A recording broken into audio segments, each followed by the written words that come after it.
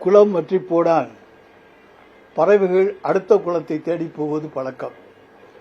ஆனால் குளத்தையே வற்றி செய்துவிட்டு இன்றைக்கு பறவைகள் அடுத்த குளத்தை தேடி போகின்ற அபூர்வத்தை அண்ணா திராவிட முன்னேற்றக் கழகத்தினுடைய சட்டமன்ற உறுப்பினர்களாகவும் அந்த கட்சியிலே பொறுப்பிலே இருந்தவர்களும் அடுத்த கட்சிக்கு ஓடுவதை தாவுவதைக் கண்டு இன்றைக்கு தமிழ்நாடே வியப்படைந்திருக்கின்றது.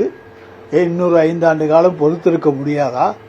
ஆனால் இன்றைக்கு குதிரை பேர அரசியலுக்கு எடுத்துக்காட்டு இன்றைக்கு ஒவ்வொரு எம்எல்ஏயும் தாவேவுக்கு தாவுவதுதான் என்பதை நாங்கள் அடித்துச் சொல்ல கடமைப்பட்டிருக்கின்றோம். மதிமுகவினுடைய பொதுக்குழுவிலே வைகோ 2 சட்டமன்ற உறுப்பினர்களையும் ராஜினாமா செய்ய சொல்லுங்கள், அவர்களை நான் வெற்றி பெறச் செய்கிறேன் என்று விஜய் சொன்னார் என்று வெளிப்படையாக சொன்ன பிறகு அங்கே குதிரை பேரம், யானை பேரம், எல்லா பேரமும் அந்த பக்கம் நடந்திருக்கிறது என்பதற்கு அது ஒரு எடுத்துக்காட்டு. ஆனால் அந்த குதிரை பேரத்துக்கு தமிழ்நாட்டினுடைய லஞ்ச ஒழிப்புத்துறை அல்லது காவல்துறை எந்த வழக்கும் பதியவில்லை. ஆனால் யாரோ ஒரு சட்டமன்ற உறுப்பினர் திடீரென்று சட்டமன்றம் அறிவித்த பிறகு ஒரு வேட்பாளரை அங்கே அறிவிக்கிறார்கள். எந்த தொகுதியில் அந்த வேட்பாளரை அறிவிக்கிறார்கள். சுகுமார்னு அவர் பேரு. அவர் 4 நாள் வேலை பார்த்ததுக்கு அப்புறம் இவர் இளவரசன் அவர் இளையராஜா அவர் போய் நான் அந்த தொகுதியில் நிற்கிறேன்னு ஊத்தங்கரையில் சீட்டு கேட்டு வாங்கிட்டு வர்றாரு, நிற்கிறாரு. அப்பவே அவங்க தெரிஞ்சுக்கலாம் நீங்க அவர் எப்படிப்பட்ட கேரக்டருக்கு சொந்தக்காரன்னு. இப்ப அவர் சொல்றாரா, அதாவது திருநாவுக்கரசுங்கிறவர் என்னோட தொடர்பு கொண்டாரு, அவர் தொடர்பு கொண்டு இந்த மாதிரி நீங்க உங்களோட தனியா பேசணும் வாங்கினாரா, எதுக்குன்னு இவர் கேட்டாரா, சபாநாயகர் மேல நம்பிக்கையில்லா தீர்மானம் கொண்டு வர போறோம், அதுக்கு ஆதரவு அளிக்கணும்னு திருநாவுக்கரசு சொன்னாரா, எந்த அத்தாரிட்டியில சொன்னாரு என்னங்கிறதெல்லாம் அவர் கேட்கல. ஆனால் எந்த பணம் எதுவுமே அங்கே பேசப்படவில்லை, பரிமாறப்படவில்லை. ஆனால் அவர் கொடுத்த புகாரினுடைய அடிப்படையிலே திருநாவுக்கரசு மீது வழக்கு பதிவு செய்து திருநாவுக்கரசு தந்த வாக்குமூலம் என்கின்ற அடிப்படையில், ஏன்னா அவங்க எப்படி வாக்குமூலம் வாங்கியிருப்பாங்கன்னு தெரியும், அடுத்த ஒரு நபரை கை காண்பித்து அவரிடமிருந்து இன்றைக்கு செந்தில் பாலாஜிக்கு நெருக்கமான கார்த்திக் போன்றவர்கள் மீது இன்றைக்கு தொடர்ந்து அந்த அம்பு பாய்ந்து கொண்டிருக்கிறது என்று சொன்னால் அதற்கு காரணம் விஜய் கரூருக்கு போவதற்கு முன்னால் செந்தில் பாலாஜியை கைது செய்துவிட்டு செல்ல வேண்டும் என்கின்ற அவர் போட்ட ஒரு சபதமாக இருக்கலாம் என்றுதான் இன்றைக்கு என்ன தோன்றுகிறது. எனவே குதிரை பேரம் இங்கே எதுவுமே எடுப்பதற்கான அடையாளமே கிடையாது. காவல்துறை அங்கே வழக்கு பதிவு செய்ததே தவறு. அதுவும் ஒரு புகார் அடிப்படையிலே விசாரணை கூட செய்யாமல் அவர்கள் வழக்கு பதிவு செய்திருக்கிறார்கள். எனவே குதிரை பேர அரசியலுக்கு இன்றைக்கு தாவேக ஆட்சிக்கு வந்தவுடனே 4 எம்எல்ஏ ராஜினாமா பண்றாங்க. உடனே அதாவது அதிமுக சட்டமன்ற உறுப்பினர்கள் ஸ்பீக்கர் ராஜினாமா கொடுக்கறாங்க. அடுத்த நிமிஷம் தாவேகாவில் சேர்றாங்க. எனவே அந்த 108 என்பதை 120ஆக ஆக்க வேண்டும் என்கின்ற அந்த இலக்கோடு அவர்கள் குதிரை பேர அரசியலிலே ஈடுபட்டிருக்கிறார்கள் என்பது இன்றைக்கு வெளிப்படையாக தெரியும். எனவே ஒன்றிய அரசு இதற்கு உரிய விசாரணையை வைத்தாக வேண்டும். இன்னொன்று சொல்ல போனோம்னு சொன்னா, இன்றைய கூட எங்களுடைய துணை பொதுச் செயலாளர் கனிமொழி ஒரு ஸ்டேட்மெண்ட் கொடுத்திருக்காங்க. அதை கூட வாஷிங் மிஷின் சொல்லியிருக்காங்க. அதில் இன்னொன்று கூட சொல்லிக்கலாம், வாஷிங் பவுடர் நிர்மான்னு ஒரு பாட்டு வரும் எப்பவுமே முன்னாலெல்லாம். அதில் அந்த பவுடரை போட்ட உடனே கரை போயிடும்னு சொல்லுவாங்க. அது ஒரு கரைக்கு பொருந்தும். அதுபோல ஒரு கரை உள்ளவங்களுக்கெல்லாம் வாஷிங் பவுடர் விஜய்.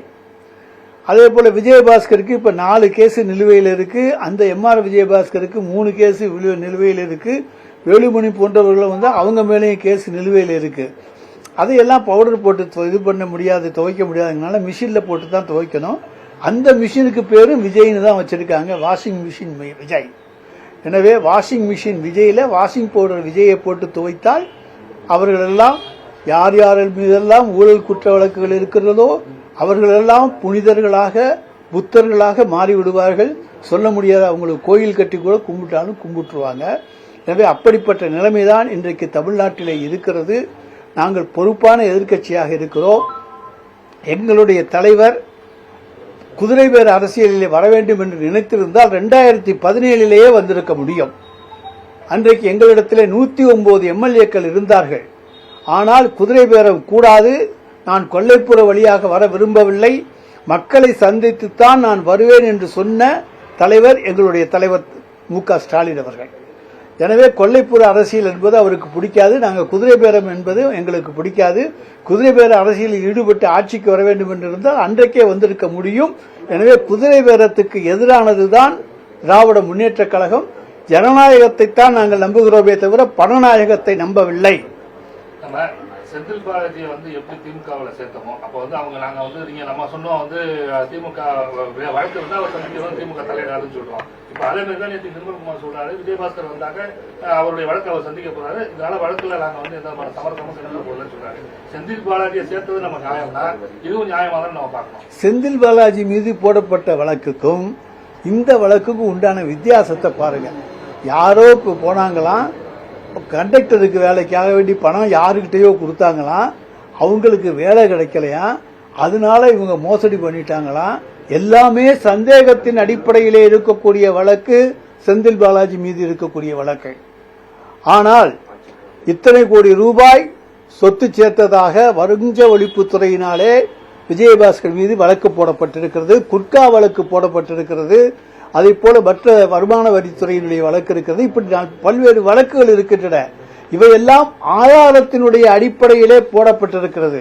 அது எந்த ஆதாரமும் செந்தில் பாலாஜி வழக்கிலே கிடையாது. ஒன்லி வாய் ஸ்டேட்மெண்ட், நான் பணம் ஒருத்தட்ட கொடுத்தேன், வேலை வாங்கி தர்றேன்னாங்க, வேலை வாங்கி தரல, ஏமாத்திட்டாங்க. அதுதான். அது யார் யாரையோ சுத்தி வருது. கடைசி அது கோர்ட்ல என்ன ஆகும்னு எல்லாருக்கும் உங்களுக்கு தெரியும். சர்க்கம்ஸ்டான்ஷியல் எவிடன்ஸ் தான் அங்க வந்துகிட்டு இருக்கு. ஆனால் இங்க இருப்பது டைரக்ட் எவிடன்ஸ். இன்னும் சொல்ல போனா தான் வீட்டில் ரைடு நடக்கிற பொழுது ரெக்கார்டுகளை எல்லாம் வெளியே தூக்கி எறிஞ்சார். அந்த டிஸ்கை தூக்கி வெளியே எறிஞ்சார். அது கூட இன்னும் நடவடிக்கை எடுக்கல. ஏன்னா அவங்க ஆட்சி அன்னைக்கு நடந்துச்சு. அப்ப தான் என்னென்ன ஊழல் செய்திருக்கிறேன் என்பதை பதிவு செய்து வைத்திருந்த அந்த டிஸ்கை கூட வெளியே தூக்கி எறிஞ்சிருக்கார் அவரு. எனவே அதுக்கு இதுக்கு வித்தியாசம் ரொம்ப இருக்கு. அந்த வழக்கு வேறு, இந்த வழக்கின் தன்மை வேறு. எனவே இவர்கள் புனிதமாகி விடுவார்களா என்றுதான் நாங்கள் கேட்கிறோம். அந்த வழக்கை பொறுத்த வரைக்கும் எப்படி இருந்தாலும் உங்களுக்கு தெரியும், என்ன இதுங்கிறது தெரியும்.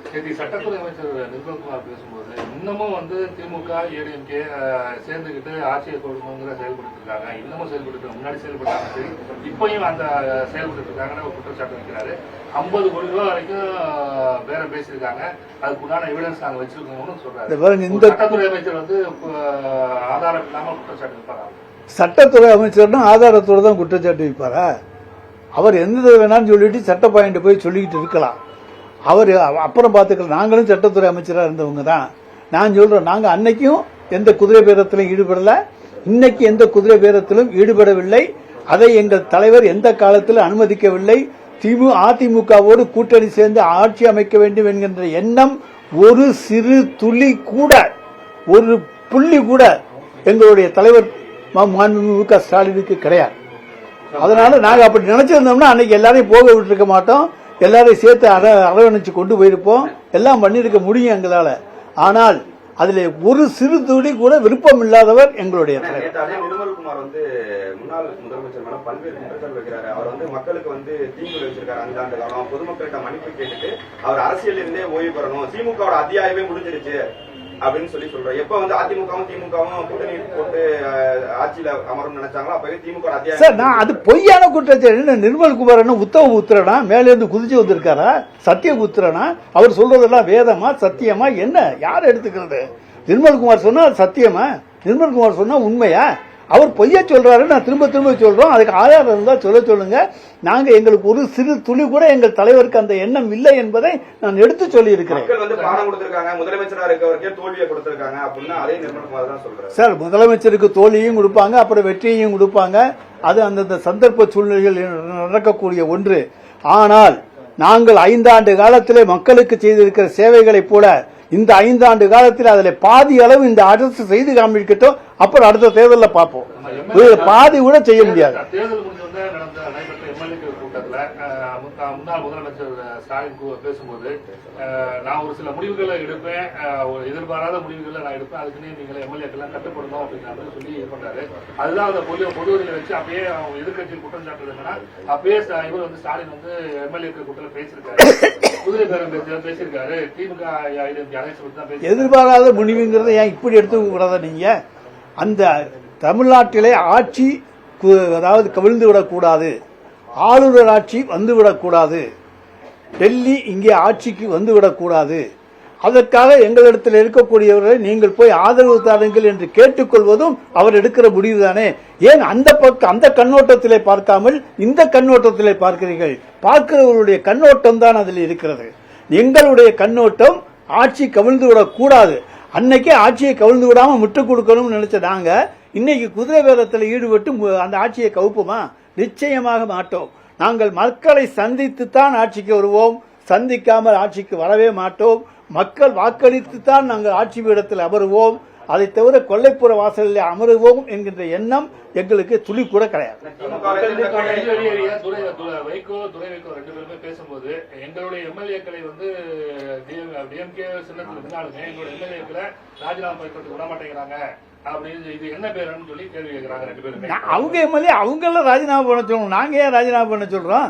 ராஜினாமா பண்றது அவங்க கையில இருக்கு. நேரா ஒரு பேப்பர் எடுத்துட்டு போக வேண்டியது, ஸ்பீக்கரை பார்த்து கொடுக்க வேண்டியது, நான் ராஜினாமா செய்யறேன்னு சொல்ல வேண்டியதானே. அவங்க தான் கேட்கறாங்களே, துரை வைகோ ராஜினாமா பண்ணிட்டு நிக்கட்டும்னு சொல்றாங்களே, நிக்கட்டுமே. இல்ல தமிழக வெற்றி கழகம் அதாவது பண்றது குதிரை பேரம்னா இப்ப 2 எம்எல்ஏக்களையும் ராஜினாமா பண்ண முடியாம வச்சிருக்காங்க சார். நாங்க தடுக்கலையே. ஏங்க உங்க கட்சி எம்எல்ஏ உங்கள்ட்ட இல்லைன்னு சொன்னீங்கன்னா அதை விட வெக்கக்கேடு ஒன்றும் கிடையாது. உங்க கட்சி எம்எல்ஏ 2 பேரும் உங்க கட்டுப்பாட்டுல இல்ல, நாங்க ராஜினாமா பண்ண மாட்டேங்கிறாங்கன்னா நான் நீங்க ராஜினாமா பண்ண சொல்லி சொன்னீங்களா? அப்படி சொல்லி அவங்க கேட்கலையா?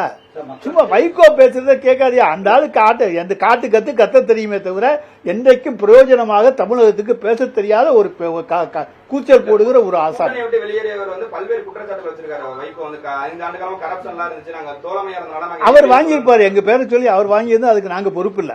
மக்கள் தீர்ப்பை ஏற்க மறுத்து வைகோ வந்து எங்க பேரை சொல்லி வாங்கியிருந்தா அதுக்கு நாங்க என்ன பண்ண முடியும்? இந்த 5 ஆண்டு காலம் மட்டும் அடுத்த 5 ஆண்டு காலமும் விஜய் தான் வந்து முதலமைச்சராக இருப்பாருன்னு அவர் சொல்ற ஜோசியத்துக்கெல்லாம் முடியாது. 1000 ஜோசியம் இருக்கான், எல்லாரும் என்னென்னமோ ஜோசியம் சொல்றான், அவர் ஒரு ஜோசியம் சொல்றாரு. மார்க்சிஸ்ட் கம்யூனிஸ்ட் மாநில தலைவர் மக்கள் தீர்ப்பை ஏற்க மறுக்கிறாங்க, அதனால திமுக குதிரை பேரம் பேசுறாங்கன்னு சொல்றாங்க. குதிரை பேரம் பேசுறாங்கன்னு திமுகவை யாருமே அவங்களும் குற்றச்சாட்டு சொல்லல. அவங்க வந்து தாவேக்காவை தான் சொல்றாங்க, தாவேக்காவை தான் சொல்றாங்க. நாங்க குதிரை பேரம் பேசுறத ஏங்க இவங்க எல்லாம் போக சொல்றோம், ஏங்க ஆதரிக்க சொல்றோம்? நீங்க போய் ஆதரிங்கன்னு ஏங்க சொல்றோம்? ஆட்சி அதிகாரத்தில் இல்லைங்கிறனால பொறாமையில திமுக செயல்படுறாங்க. சார் பொறாமைன்னா அன்னைக்கு நாங்க இப்ப இது பண்ணிருக்கோம்ல, 107 தானே இருந்தாங்க. அன்னைக்கு விட்டுட்டு இன்னைக்கு பிடிக்க போறோமா? அதெல்லாம் செய்யவே மாட்டோம். எங்களை பொறுத்த வரைக்கும் நேர்மை, மக்கள் மனதில் நாங்க இடம் பெற்று தான் வருவோமே தவிர வேறு எந்த காரியத்தில இதை சொல்லிட்டுலாம் வரமாட்டோம்.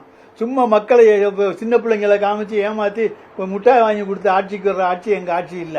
டெல்லி பிரதிநிதி நியமனத்தை எப்படி பாக்குறீங்க? அதாவது அவரை பொறுத்த வரைக்கும் அவருக்கு என்னென்னு தோணுதோ அதையெல்லாம் செய்யக்கூடிய சினிமா. இன்னைக்கு அங்க நடக்கிற சினிமா ஷூட்டிங் தானே சார். சட்டம் என்பது ஒரு திரைப்பட பிடிப்பு நிலையம். அங்கே முதலமைச்சர் ஹீரோவாக நடிக்கிறார், நாங்கள் எதிர்க்கட்சி உறுப்பினர்களாக நடிக்கிறோம். எல்லோரையும் நடிகர்களாக மாற்றியிருக்கிற மிகப்பெரிய பெருமை இன்றைய தாவேக ஆட்சிக்கு சேரும். எல்லாமே நடிகன் தான், கதவசனம், டைரக்ஷன் எல்லாம் வந்து அங்க ஸ்பீக்கர் வந்து டைரக்ட் பண்ண வேண்டியது. ஹீரோயின் அவங்க யாருன்னு உங்களுக்கு தெரியும், அவங்க சட்டமன்றத்துக்கு வராத ஹீரோயின்.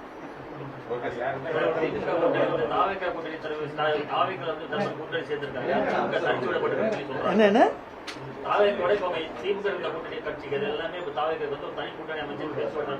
ரெண்டு கம்யூனிஸ்ட் கட்சியும் போகலையே கூட்டத்துக்கு.